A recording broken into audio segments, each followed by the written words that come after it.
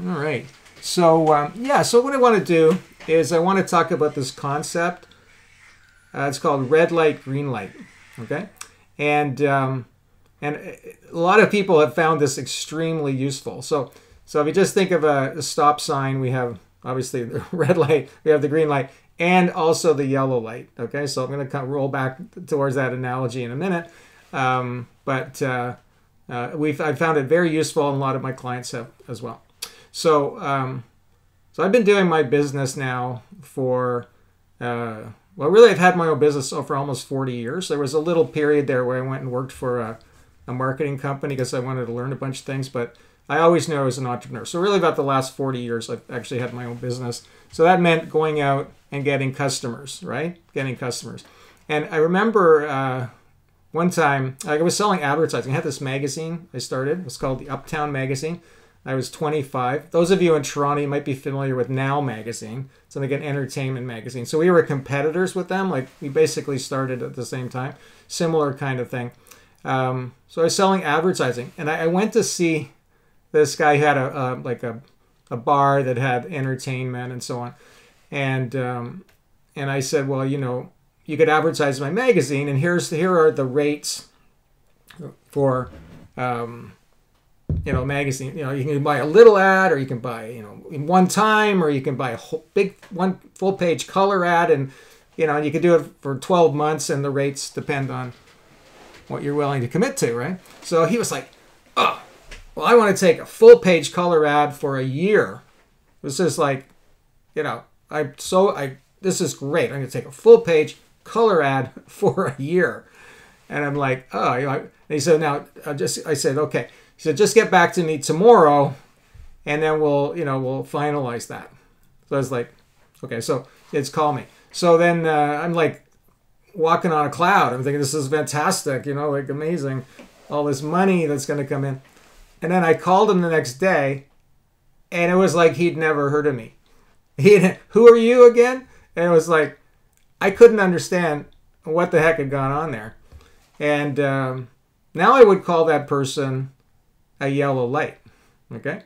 And I call him a yellow light because it looked like a green light. It looked like amazing, but it was actually really going to turn red. And the red light is the one that doesn't happen. So that was a bit of a wake-up call, and then I realized that a lot of the people I was talking to were the best ones that ultimately were very careful, and they say, I'm going to take a small ad, but I might start making that ad bigger over time, and I'm just going to commit to like 1 or 2 months. And initially I thought that was small change, right? But those are the people that were really engaged, and they were really green lights, and they were the ones that ultimately, advertised for years in our magazine, and often ended up with a full page ad, for example. So this was really interesting to me as a young person selling, thinking, you know what? There's a lot of different people out there, and they're going to tell you all kinds of things.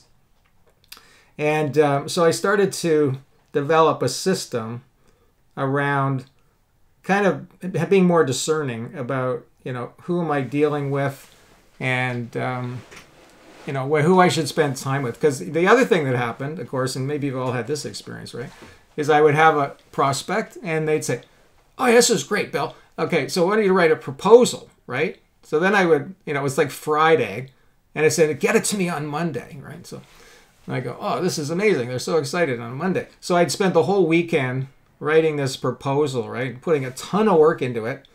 And then on Monday, I would get it over there, and I'd drop it on their desk or whatever. Those days, you kind of had to do things like that. And then nothing would happen. And it would be like, I'd call them and go, no, I haven't had a look at it yet. Haven't had a look at it. So, over a couple of weeks, it kind of like a point where I was kind of annoying. But here I'd done all this work to do a proposal. I thought they were very excited. And then I realized, okay, they were just asking me to do that proposal to kind of get rid of me in a way. Like, it wasn't very ethical, really. But they were kind of thinking, well, maybe he won't do the proposal whenever, And so one of the things I learned was that a lot of people can't say no. So they give you a maybe, right? They'll say, well, do me a proposal, or yeah, maybe, whatever. And then they would string you along. And so there were all these different situations that happened that really were very discouraging. Now, it didn't mean that it always happened. Sometimes I would have somebody talk big and they would actually come through. And sometimes I do a proposal, of course, and they would accept it, right? But, you know, it really was annoying. And then the other thing was I was pursuing everybody. Like I was just anyone that was like breathing and it was, oh, they were expressed an interest. So I spent so much time with them and then find out maybe even after 6 months, you know, a couple of lunches and everything, and nothing's happening here, you know, and I'm going, what is going on? So I needed to figure out some kind of system. So ultimately, I called it red light, green light. And the other people that have worked with me over the years that were doing any kinds of sales, you know, we really, really worked on this. And we'd say, okay, how can we identify a green light? Now, a green light is someone that you meet and everything is just smooth from beginning to end. Like it's not, there's no, they totally get you. There's a really good rapport. You know, they're very clear.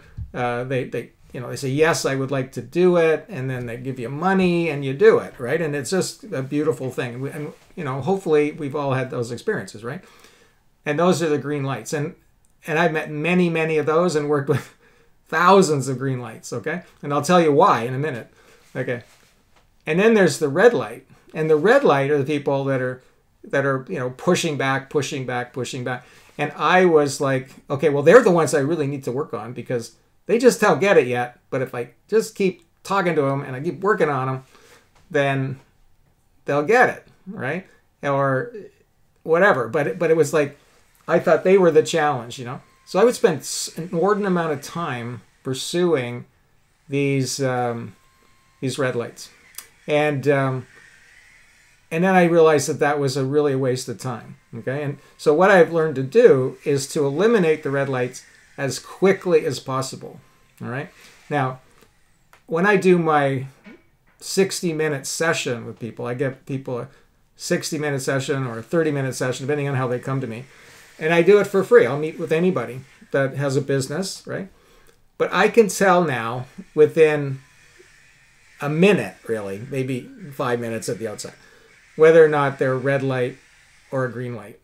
And oftentimes it's just kind of about how they're breathing, okay? And why is that? Like, why am I able to do that? Because I'm looking for it, okay? I'm not just, I don't have like all these hopes and aspirations. I'm just looking very, very quick, you know, just seeing, is this person a green light or a red light, right? And so what I learned to do was to quickly eliminate the red lights so I can spend more time looking for the green lights, okay? And that's why I've been able to, you know, really make best use of my time as far as who I'm spending time with, okay? So you want to spend lots of time with the green lights and eliminate the red lights as quickly as possible, okay? Then we have the yellow lights, and oh boy, the yellow lights are the real problem, really, ultimately. The red lights are really, most of the time, pretty easy to spot, right? But the yellow lights are tricky because they look like they're really going to go for it, okay? And I like the guy that said he wanted to buy all these ads, like all these big ads, right? He was like supposedly a green light, right? Hey, you know, talking it up. But really, ultimately, he was a yellow light, and he was stringing me along for some weird reason. It was mostly, I think, just because he wanted to talk big in front of me and, you know, big shot, but not big hat, no cattle kind of thing, right? So then I really have to get very clear about the yellow lights. Now, the way that I do that is that I challenge them, okay? I challenge them because it's like sounding pretty good, but like I'm a business coach, so I'll say things like, well, have you ever hired a business coach before? And they'll say, well, no, I've never have, okay? Okay, that's a real red flag for me because it's unlikely I'll be the first one. It's not out of the question, but it just means that, you know, so I'm asking the qualifying question, right? It's just, you know, and it's an innocent question, really, right? But, you know, And then I'll say, well, the project or the program costs this much to do. This is early on. I'll say, well, if you ended up working with us, and doing the full thing, it would cost you, you could say whatever number you want to say, but I'd say 5,000, 10,000, 25,000, whatever. But you're telling them that number. And they go, oh, yeah. And then it's like, have you ever invested that kind of money in your business? Or, like I say, this is in my case.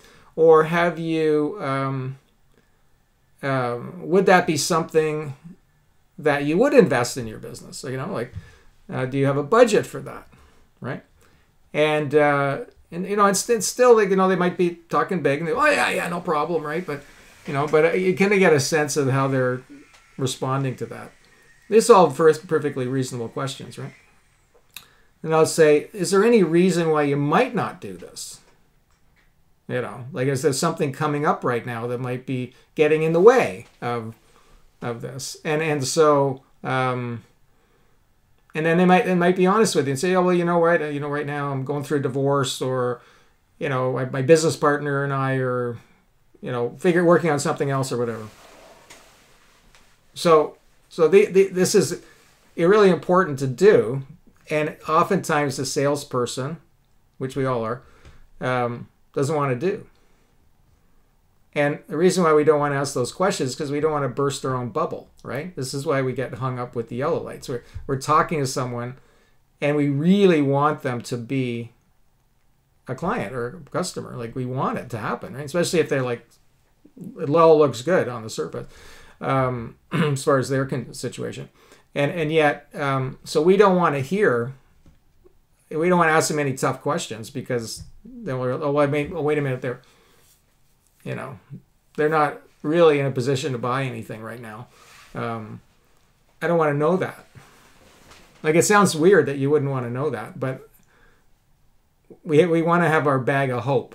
So I don't know if any of you heard me talk about that, but all of these factors come together. So we end up with this bag of hope, okay? And we're talking to prospect, and we want all of them to become a customer.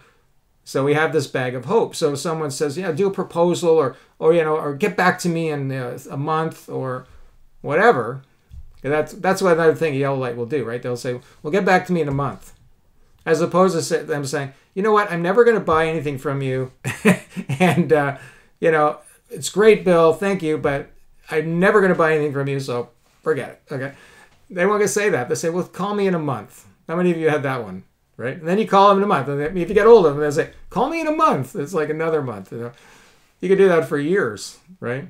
Instead of saying, you know what? That's a red light. Oh, that's a yellow light. Ditch them.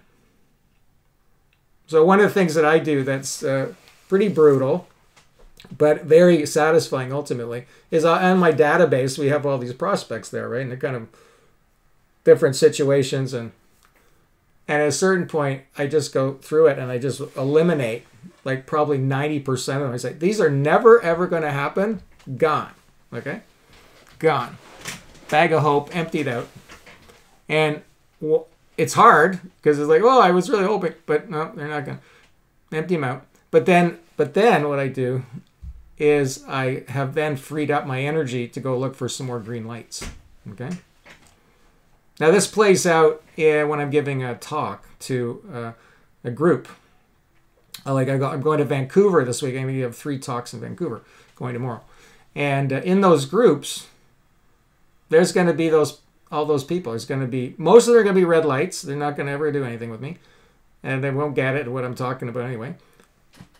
And then there'll be the people that'll come up to me and they're talking it up and, we can do this and that and everything. I go, oh yeah. And those are the yellow lights, right? And I go, probably. Right? And then there's the few keener say, no, those are the green lights. So I notice when I go out there that somewhere out there in that group of people, there's going to be a handful of green lights. That's all I need.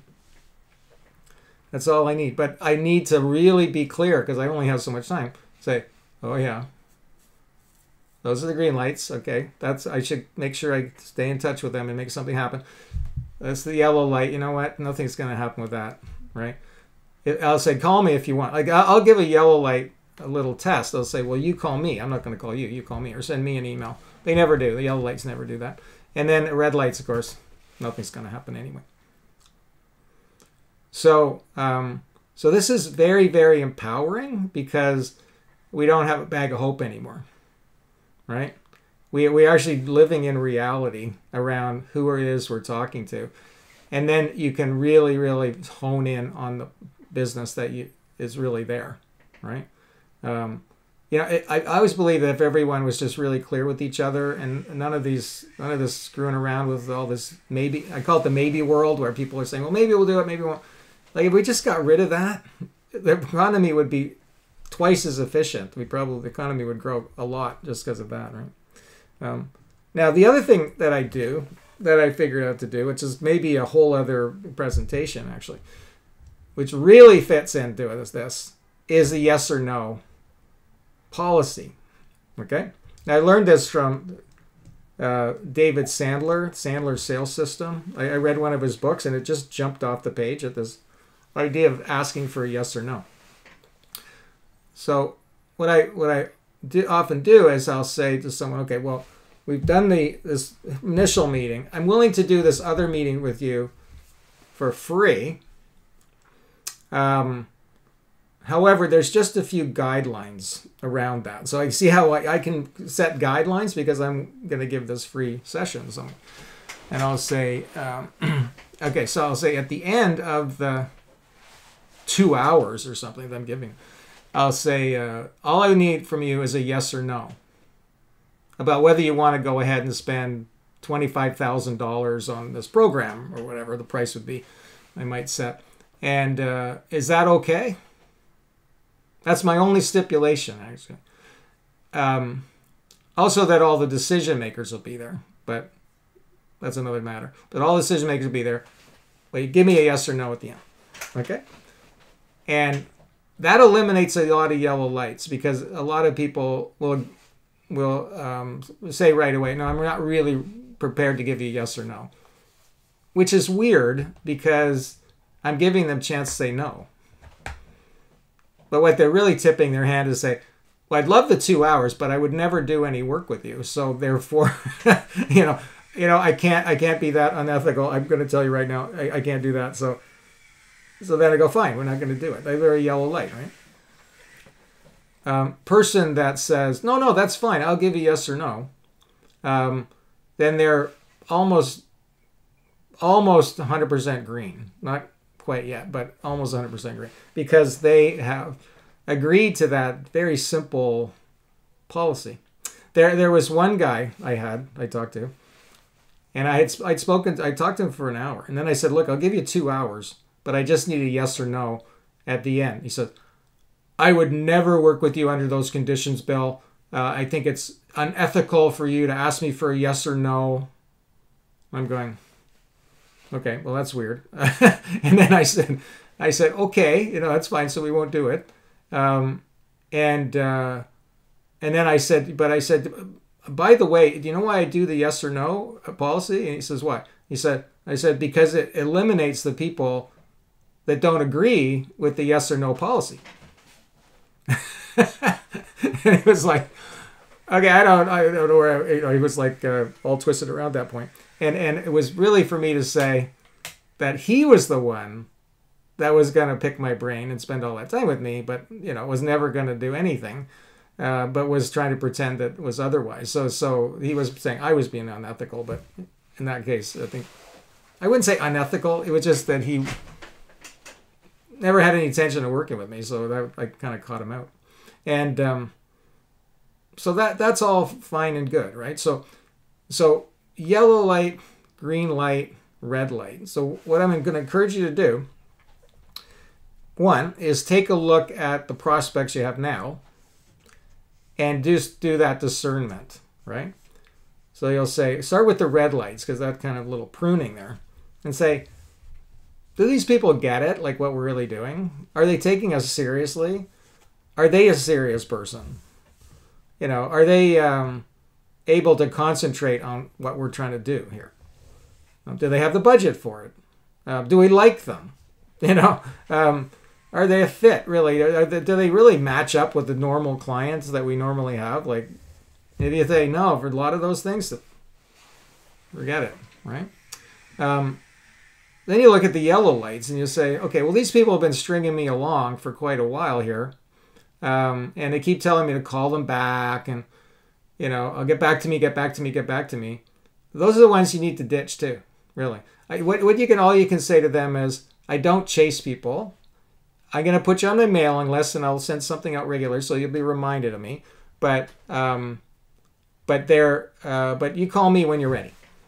Now the odd one will, right? They'll prove to turn to be a green ultimately, but so that's okay. But don't go chasing after them, because that's just wasting your time. You have to chase them. There's other green lights out there you don't have to chase, right? And then there's the green lights. So the green lights are the prospects that everything that you've said, they more or less agree on. Like, it's not like, they're just taking every word you say, but they more or less buy into everything you're just about, right?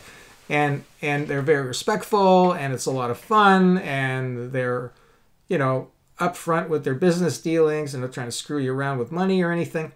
Those are your green lights. Those are the jewels of your business.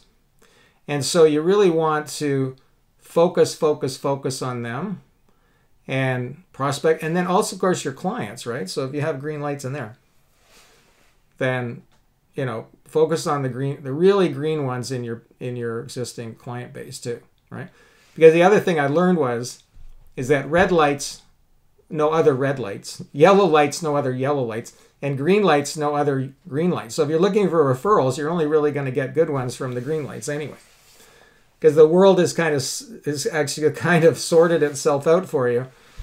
Yeah, all the red lights are hanging out together, all the yellow lights are hanging out together, all the maybe people, and then all the green lights are all hanging out together. So that's the group you want to be part of. I hope that this is making sense to you. So because the quality of your business is not really based on the quality of your products and services, it's based on the quality of your customers. Like I'll reverse it. The quality of your business based on the quality of your customers, not on the quality of your products and services. Okay? And so that's something we really bear in mind. Like, you want to have high quality products and services, okay? But if you don't have good clients, like high quality clients or customers, then your business, the quality of your business really suffers. It's all there is to it, right? So we're trying to elevate the business. And one other thing that fits with this is the new factory, old factory idea, which is that you'll say, right now I have my existing business. That's my old factory, which is really a network of relationships. Okay, that's really what it is. And then your new factory is what you want to build for the future, right? So what you want to say is, I'm only going to take green lights into the new factory. I have all kinds of different levels of relationships in the old factory. It's a bit of a patchwork. That's fine, but I'm going to take the green lights from the old factory and move them up into the old factory and move them up into the new factory.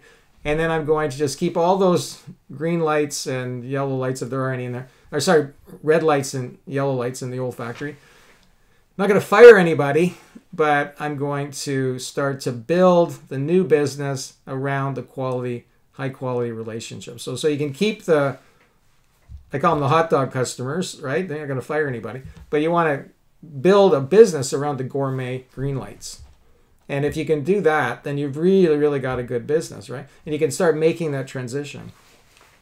So when I started my program, Big Idea Adventure, that was in 1998, right? So building up to getting that going, I said, okay, out of 100 clients we have, to be brutally honest, we have 5 green lights out of our whole client base. The other ones, some of them are fine, but they're just not really fitting our ideal customer, right? So I have 5.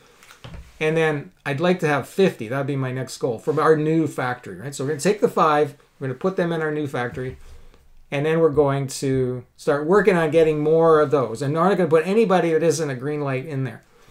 And in a year, we got 50. Well, at that point, that was our focus, right? These 50 amazing relationships. And the other people, sure, we kept working with them, but we weren't looking for any more of those people. And over a few years, they all kind of drifted away. And then all we had was green lights going forward. And we dumped any kind of prospect was a yellow, red light. They got the ejector seat, like go out. And then yellow light, okay, out, we're not fooling us. And we just kept focusing on the green lights. And now we've had over 5,000 green lights. And the green lights were 10 times more profitable.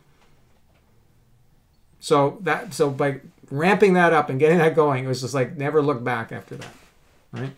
Because your business is a network of relationships. This is the most important thing to keep in mind here, is that the quality of relationships determines your business, right? The other thing is if you're hanging out with green lights, that's fine. But then you have some red lights you're working with, or yellow lights, and they're going to suck up all your bandwidth, right? Like I remember, I'd have an amazing day, but then there'd be this one red light I was dealing with, and I'd come home and I'd talk to my wife, so how was your day? And all I would do is talk about the red light, right? Complain about that red light. Finally, I'm going, what am I doing? I could tell you 10 great things about the green lights, but no, I'm focusing on the red light. Like it's just, so one can really do, 1 out of 10 can just wipe you out. So you don't want to have any. Okay? And I'll give you my last little tip on this, is that my whole attitude towards all this is it's a game. Okay, that's one of the cool things. It's all a game, so just have fun with it. But and that your business is a relationship sorting machine. Okay, think of it that way. And what I do is I approach it with what I call enthusiastic low expectations. That's a weird one, right? Enthusiastic low expectations. So I'm really enthusiastic about meeting prospects and go to Vancouver, meet prospects. I'm enthusiastic about that. But I have low expectations that any particular person is going to be a green light. But I am enthusiastic that if I keep looking, I'm going to find a green light. Okay? And so I'm not I don't get disappointed here. And I realize, okay, 1 out of 10 is a green light. The other 9, yellow and red. And I go, that's the game. So that's the game, right? You play baseball. I don't know what the average batting average is, but most of the time you strike out or field out or whatever, right? And then you get a hit, right? So you can't be upset every time you strike out, otherwise you can't play baseball. So it's the same here, and so I love that. I just think it's great, and that's what gives me a lot of energy around marketing, because I go, if I can find these people, which is you guys, right? You guys, you're the green lights here. So I think I've said enough. It was a bit of a ramble, but I do find this really, really cool thing, because I'm telling you, the first 10 years of my business was just kind of a nightmare that way. But then I started to realize it doesn't have to be this way. I can take charge and set the table here for my business, right? I can decide who I'm going to work with, right? So the more that you do marketing and the more people you meet, the more prospects you meet, the more you can play this game. If you don't have very many prospects, then everyone has to be, in your mind, a green light, right? You can't really be that discerning. But if you've got lots of prospects coming in, then, you can be a little more, because you can't work with everybody anyway. So we're going to really build on this over the next 12 months. This is going to be the big theme. This whole year is really about relationships. This is what I want to talk about. So I think of this as season 1 of this show. And this season is all about helping you get the kind of relationships you want. Okay, so that's the presentation part. So like I say, I recorded that if you want to listen to it again. Let me just move the spotlight here. There we go. And then I would like some feedback. Tell me what you got from what I talked about. What did you take from that, if anything? I think it helps you avoid wasting time with people. I mean, I used to, when I'm in my oil factory before I sold it, people would say, call me later or call me in a month, and they never panned out. So, yeah. And I like you had that experience, right? Yeah. Yes. And so I like the part that you Recording say in progress. after this first session, I need to have a yes or no. Yeah. That cuts through all the fluff. Yeah, I think, whatever that would be, right? Like in some cases, it's a little more complicated sale. So it could be like 5 meetings. Sure, you could actually have 5 meetings with these people.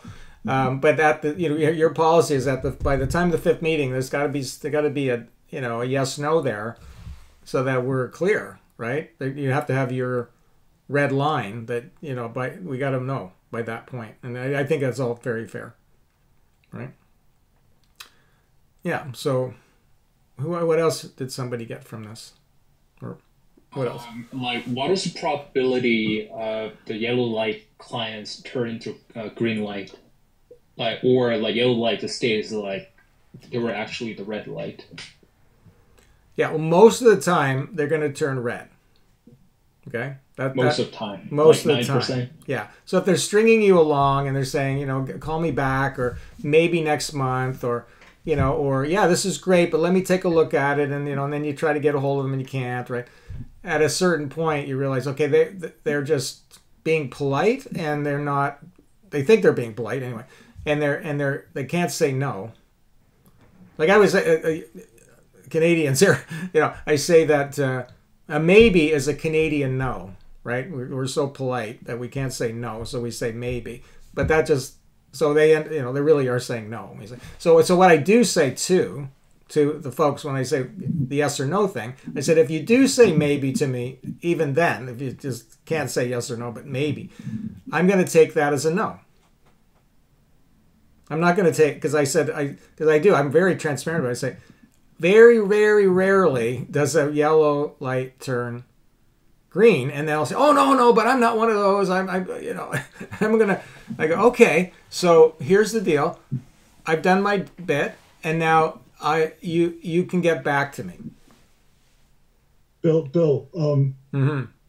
there's a guy, Jim Camp, who had a whole business around no being really the thing you want to hear, and he wrote a book called "Start with No." Okay, so what's that about? Well, he was a negotiation guy, and basically he doesn't want to hear yes or no right away, because a lot of the yeses they could be good, they could be not so great on the scale, but yeah. And a lot of times if you hear yes right away, they haven't thought it out, so to speak. Well, I think that's what was happening to me with that fellow there that was saying, yeah, I want to take all these ads and all that kind of thing, right? Right. Yeah, right. He hadn't thought it out. Yeah, good point. And I think too readily, almost too easy. Right. Right. Yeah. So that guy talks all about no and how to, think of the word no, because maybe is sort of, I would call it the kiss of death, but. In any case, I think part of what we're talking about in the group is sort of how to make the maximum effectiveness of your time. Yeah. And in a sense, give away, when you want to start charging, you have to decide that, but give away as little as possible to get to the big money, and having like a low end, your sort of ordinary versus special. Yeah. So if you have a electronic way of delivering things, you could appeal to the low end market too at the same time as going after the high end people. Yeah. So I think that everything you're saying there is really useful. I think for me, it was all about two things. One, it was just I didn't want to waste my time, right? So it's obviously, but the other thing was just sort of the emotional cost of it, right? It was just being way too enthusiastic about people that really weren't going to go anywhere, and I was kind of being more enthusiastic than them, and so one of the ways I can identify a yellow light, well, a red light for sure, but a yellow light too, is I'll ask them to do a little bit of work, right? Like the prospect. So I'll say, okay, well, even just have a meeting, and here's a little homework for it, right? And it'll take you 5 minutes, but they don't do the 5 minutes, right? So I go, okay, well, that's another sign that probably a yellow light, right? Because I gave them a very simple little thing to do, and I'm not like fill out some nasty form or something. It's something useful, right? Something that could really help them, but they don't even do that. So then I go, okay, it's all adding up to me that. It's easier for them to tell you to do a proposal, right? Like, hey, spend the weekend doing a proposal. Like, okay, and off they go and have a nice weekend. You're slaving away, and then on Monday they can't remember who you are. Okay, like, no, thank you. Another thing here we're doing, okay, is like we're going to talk more about this with my marketing system. There are no proposals, no more proposals. Okay, I don't care who's asking. You'll say, oh, that it's a big government thing. They have proposals.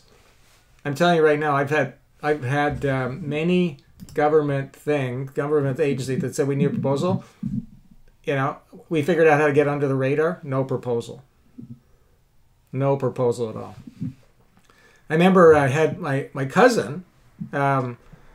He was like 5 years older than me, and I may have told you this story. I don't know, but he in Montreal started a marketing company. Okay, with this other guy. And I'm like working out of my mother-in-law's basement, right? My little tiny business, and I go to Montreal. He's got 2 floors of this beautiful place in Old Montreal, and it like all these people running around, and it looks like amazing thing, right? And so I'm like, I'm not jealous. I'm like going. Well, I mean, I probably was a little bit, but mostly I was just like, wow, this is incredible. Maybe one day. And then they opened up an office in Toronto. And they had this huge big business in Toronto, and then I ended up renting some space from them, right? So I was like in my little office, this corner of this giant business and everything, which didn't turn out to be as great as it looked, actually, by the way, but that's another matter. But anyway, so they had Heinz they were trying to get Heinz as a client, okay? And they had been screwing around with them for months, and they would say, Heinz, we know the people at Heinz, we can get Heinz, right? I said, what is it, ketchup or pickles, or what are we talking about? He said, it was actually the pickles. Okay. So I said, okay, we're going to get the pickle business here. So I kind of pipe up. I said, I can get you that client. I'm going to bet you $100 I can get you that client today. Okay. And they're going, there's no way. We've been doing this for 6 months. I said, take me to the meeting. So I went to the meeting, and I sat there, and I listened to them talking, blah, blah, all this stuff, and blah. Everybody's talking around everybody and everything. There's like 4 people from our company, my cousin's company, and there was like 6 pickle people there. They're all talking pickles, and greatest pickles ever, by the way. Anyway, so then, and I go, is there anything you need done right now? Like something, really, just anything. And it was this little ad. They needed an ad. Yeah, we have this little ad, and we got to get it done by Monday. I said, okay, $300. Like they were talking, the stuff they were talking about, like $500,000, whatever, right?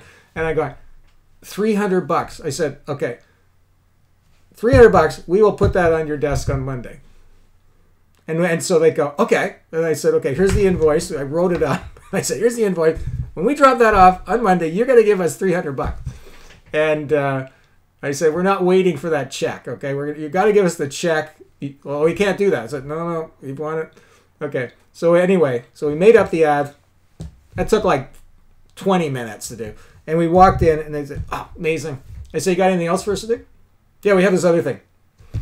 And so they ended up having the pickle client now for like 3 years. I was their best client.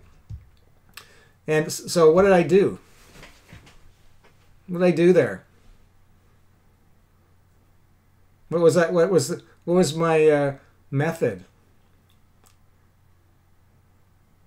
You solved an immediate need. Okay. Yeah. Okay. So because they were talking way too big, that's my problem. So you can create the maybe world yourself, right? You start, everything's flying around. There's nothing to hold on to. I say you just need to get some work to do and charge them something. And now we're in a relationship, transactional relationship, right? So sometimes you can really cut to the chase with what could turn out to be a maybe. It can actually could be your fault because you're not getting down to things, right? I had this one client. It was really funny. We're shifting now from pickles to frozen chickens or turkeys. I mean, it was chickens. Anyway, my client came back to me and said, I got my new thing. I'm trying to get it going, my big idea, and I've got this prospect, but he doesn't really have any money right now, and he can't afford it. I said, well, what's he got? And he says, well, he's a frozen chicken guy.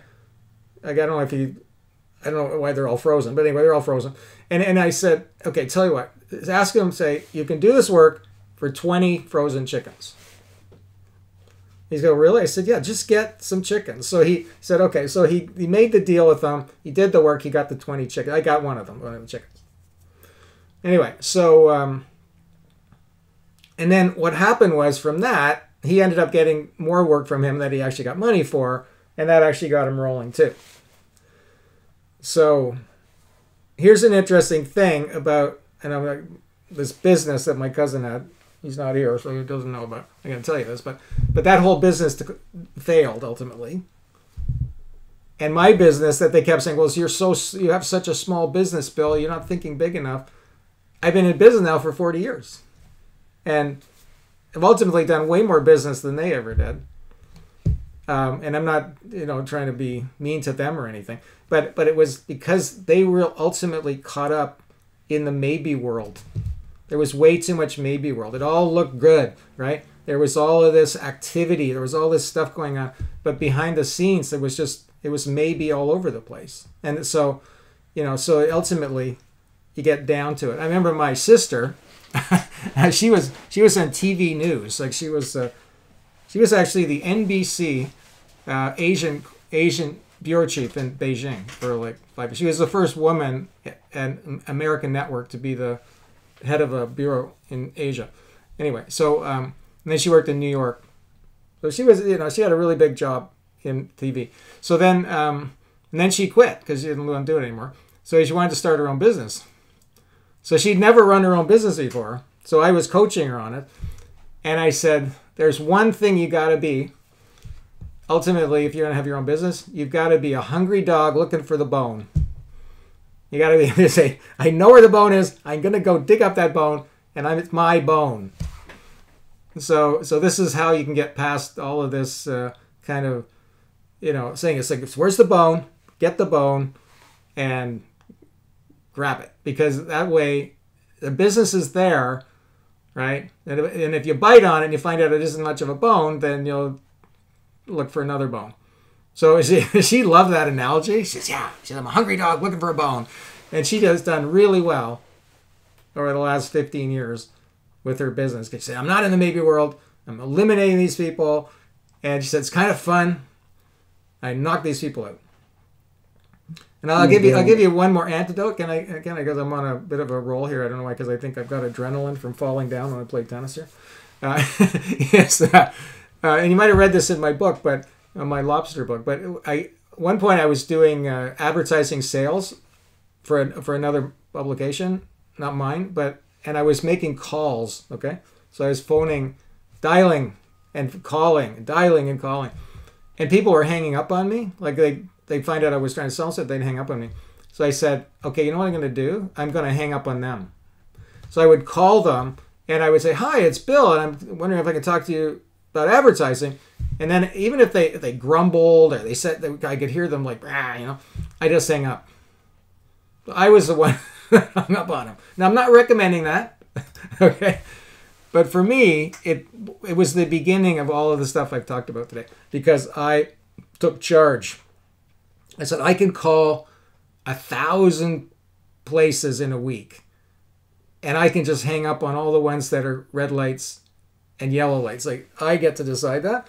And then but what happened though is I would say, hi, I'm Bill, and I'm calling about advertising. Oh, advertising. Yeah, maybe we need some advertising. And then I was having this chat with this very nice person, and I would go and have a meeting with them, very nice person, and I would sell some advertising. And then I'd get back on the phone, and I'd say, hi, it's Bill. Can I talk to somebody about advertising? Hang up. On to the next one. I always in 2 seconds. Hang up. Just go to the next one. And I didn't tell my boss that I was doing that, but the results spoke for themselves, so he didn't care. So it was a game. Bill, I was brought into numerous companies to help turn their sales around. They were in trouble with their sales, and analyzed the CRM, and it was large sales organizations, and everybody was focusing on red lights and yellow lights in the sales organization.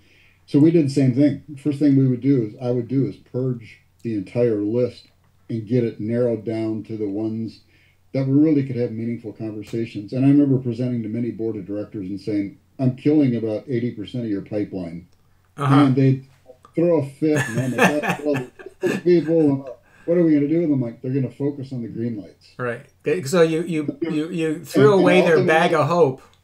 Yeah, we get rid of the bag of hope. I love the bag of hope. Yeah. And ultimately, every one of those companies turned around, their sales skyrocketed because everybody was working on the bag of hope. Right. They weren't sorting them out very well. Yeah.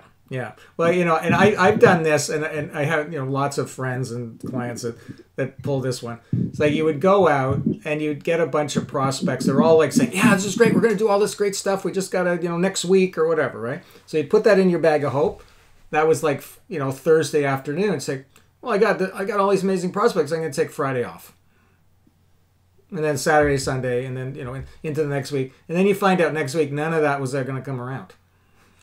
Right. So you took Friday off because you were banking the bag of hope. It's like, no, the bag of hope doesn't have, there's no cash in the bag of hope.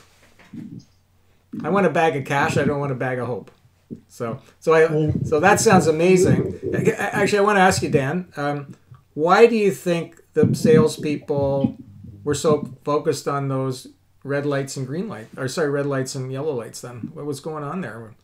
I don't think they asked them the Sandler question, and I really agree with the method. I think when you start out a sales process, you say, listen, I'm here to help you. Yeah. And my job is to advance your business. Yeah. But I also guard my time. And I'm going to take you through a plan that I believe will really help you. And could you agree with me at the end of this plan? You're either going to make a decision of yes or no. Yeah. So we can just get to the chase. Because honestly, your time is important and my time is important. And we really bring a lot of value to our clients. And those that select us really advance. So I'm going to take you through this, but my expectation at the end of this meeting is that you say yes or no. Yeah. Yeah. And then, first they're kind of taken back, but they also understand they're running a business. It's like, okay, let's get on with it. Well, a good sign of a green light is when they say, oh yeah, no, that's how we do things too around here. I'm totally good with this.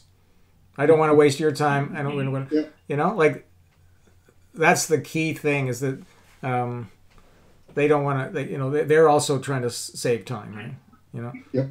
There was many times where I would go to a corporation or something. So they're in the meeting. The people that were going to hire us, I guess, most of them were on salary.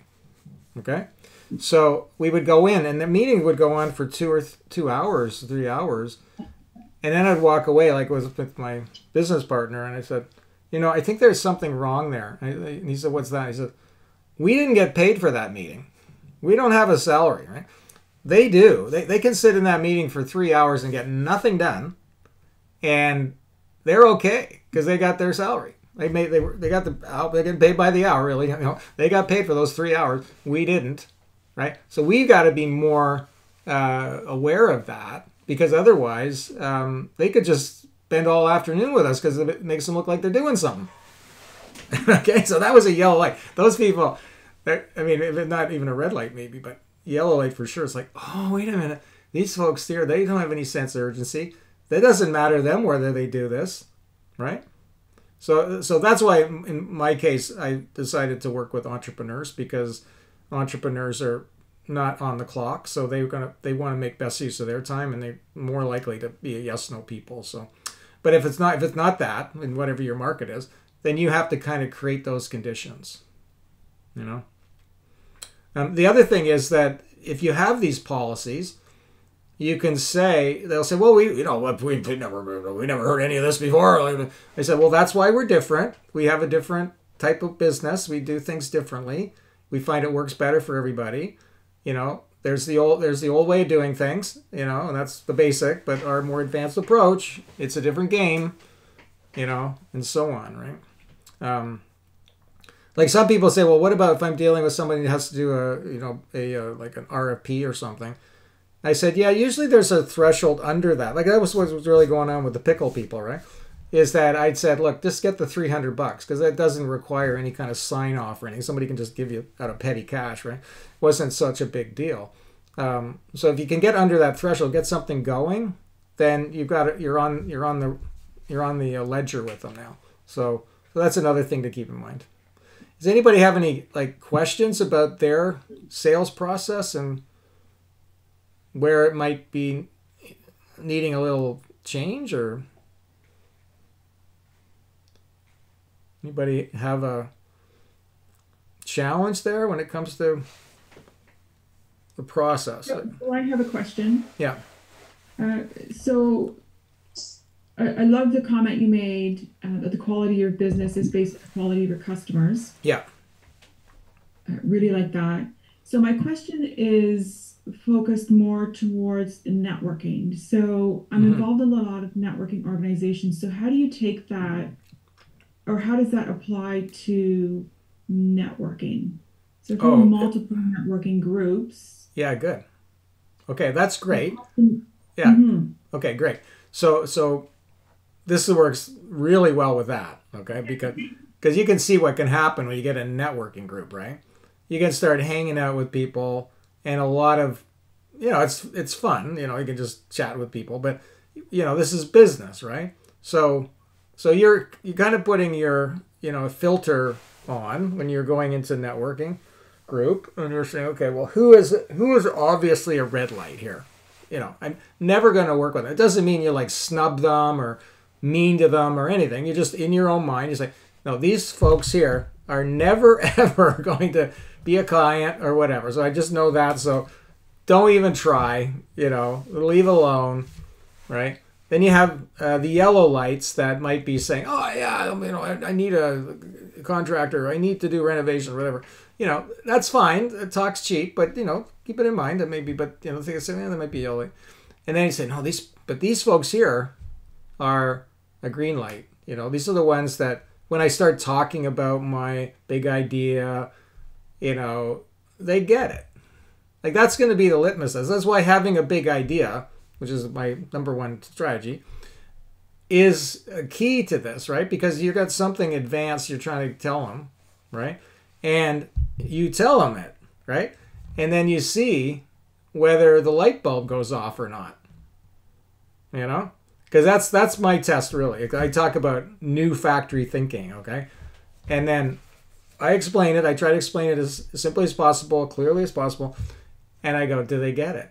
No, they don't get it. So the ones I know for sure, they know they don't get it. Okay, fine. All right. They got to know. But it's because they're arguing with me, and I'm going, okay, well, they don't get it. It's fine. It doesn't mean they're a bad person. They just don't get it. Then there's the people that pretend they get it. That's the yellow lights, okay? So they'll say, oh, yeah, new factory thinking about. And then I'll say, well, tell me how it applies to what you're doing. And then they'll tell me, I go, okay, I don't think they really are getting it, but it's okay. At least they're getting closer. But they're definitely never going to really figure it out. And then I talk to a green light, and they go, oh, they totally get it. It's like they already thought of all this. They just hadn't had the words that I'm using, and I'm helping them take their thinking further, you see. So that's why if you have your big idea and start talking about it, just see who latches on to it, Does that make sense? Mm-hmm. It does. Thank you. Yeah, because if you just talk about renovation and stuff like that, that's not really a test, is it? Right? You want to talk about their modern lifestyle idea, right? That's the big idea, right? If we're trying to remember. Mm-hmm. Yeah. Sorry. Modern lifestyle. So you talk about have this modern lifestyle approach, and then you start talking about that, and they're either going to lean in or they're going to lean back, and then you can tell, and then. Those are your natural allies anyway. And not all those green lights will become a client in the networking sense, but they might lead you to one. Exactly. Right? So and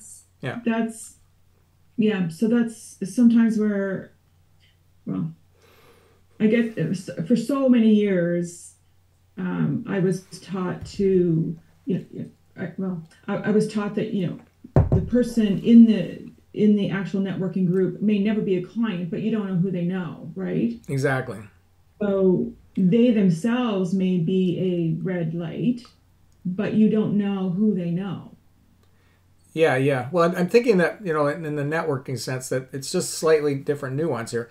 Like we're not like, ejector seating everybody, right? So you go, okay, they're a green light, not just because they might become a customer, but because they get what you're saying and they're enthusiastic about it. But they're not in a position right now to renovate their house or something, right? So so then you're saying, okay, well, but I want to keep. Maybe there's some way that we can help each other, right? And so I have like hundreds of people that never going to become a client of mine, but we're helping each other because they've helped me get clients. So they're my networking green lights. If I can throw that nuance in. So if you want to create, raving fans, so to speak, yeah, they would obviously be your green light people. Yeah. Right? Yeah, Whether they're existing clients or they really get it, they're in a networking group or whatever that might look like. Yeah, so if you have a networking group, they have to reach a minimum bar of like the type of person you want, generally. And then you say, okay, well, within that, there's going to be those 3 gradations of people. And the green lights are people that are very enthusiastic about you and what you're doing because you've told them the big idea, right? And they get it. And then you say, okay, well, I don't have to get them to be a client. Like at my tennis club, I don't want any of them as client. I don't want to ever do that. So I've never had a client at my tennis club. People go, what are you doing? And most people join that club to get clients. I go, no, but they've helped me get clients.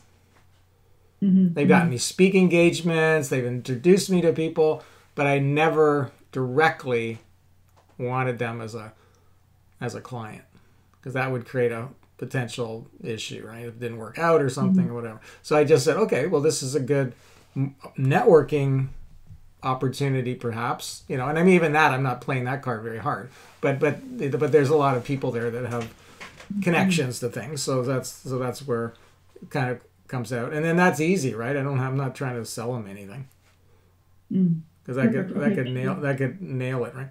So yeah. So I think that the thing to take away from this ultimately, not to be nasty or anybody or anything. It's just that when you are in the marketplace, you're kind of going, there's the red lights, there's the yellow lights, and there's the green lights. And you're not always going to get it perfect as far as, categorizing people. But at least you're trying to. Right? Most people aren't trying to. It's like Dan was talking about, those salespeople. They didn't even know to do that. They just thought, well, people are people, and I should, and I keep talking to them, maybe something will happen, right? So, but it wasn't working, Okay, any other thoughts about it? I just want to talk about something else quickly here if I can, but anybody have any other? Bill, just a quick comment for Tracy. We always talked about historically of centers of influence. When you think about networking and that sort of thing, but I rather see it as centers for connections. Oh, nice. Okay, because I think that when you're seeing, working someone's youthfully enthusiastic on your big idea, and they ultimately have connections, the way to interlink that. I don't really like the influence. That sounds a little bit overbearing, but I think for connections, and you're talking those lights that it may help benefit, certainly in the networking world. And again, your green, yellow, and red light idea is a way to categorize and know how to allocate the gas in your tank. So, yeah, that's good. That's good. Perfect. Thank you, James. Let me just bring this up here. Okay. Here, let me just spotlight myself. There you go. Do that. Can I do that? I don't know how to. Whoop. There we go. Okay. So great meeting, guys. That was really good. What am I going to do over here? I just want to talk about the next meeting that's coming up. So at 11:30 Eastern, we're having our mastery group workshop, and at this point now, we got 19 people. So I'm still offering the special deal, the lifetime deal, which is $500. Like it's anyone that's coming after this initial group is going to pay a monthly fee. But if you want to get in on it, you can you can join it. Okay, so what we do in the meeting is we start doing exercises around all this. Okay, this is when we get, okay, fine, we're talking about it, but now what are we actually going to do to make this happen? So I have these worksheets that I get you to work on, and then we go into breakout rooms, and then we strategize together. It's like, this is how I'm going to apply these concepts. So today, the first thing we're going to talk about is how am I going to apply the red light, green light in my business going forward, right? How am I going to do that? So that's in a nutshell what the second group is, okay? But it's for members only. So if you want to check it out, this little video there in the all of these say 1. I don't know. I have numbered them, and when I put them into the chat, they all come out as 1. So I guess they're all equally as important. Let's put it that way.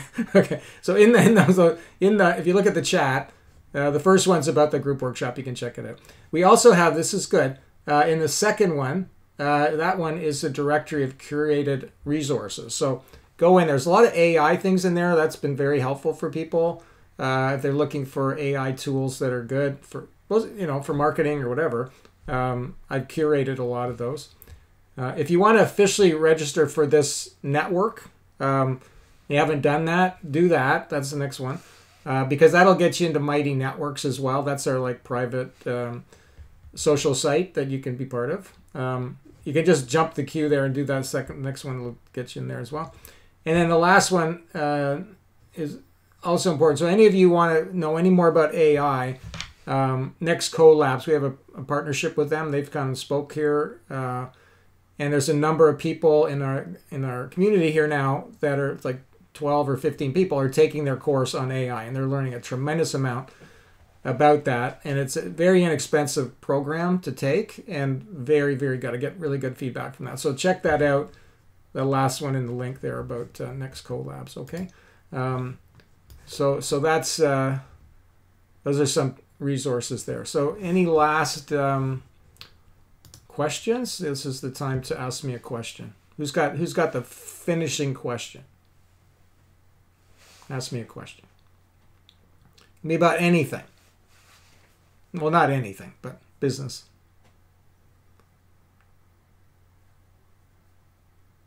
Nobody got a question? Hey, Bill. Yeah. Real quick, I tried to click on that the AI link, and it keeps saying a 404 page not found. Let me click on it. Maybe that's me because I'm in an airport.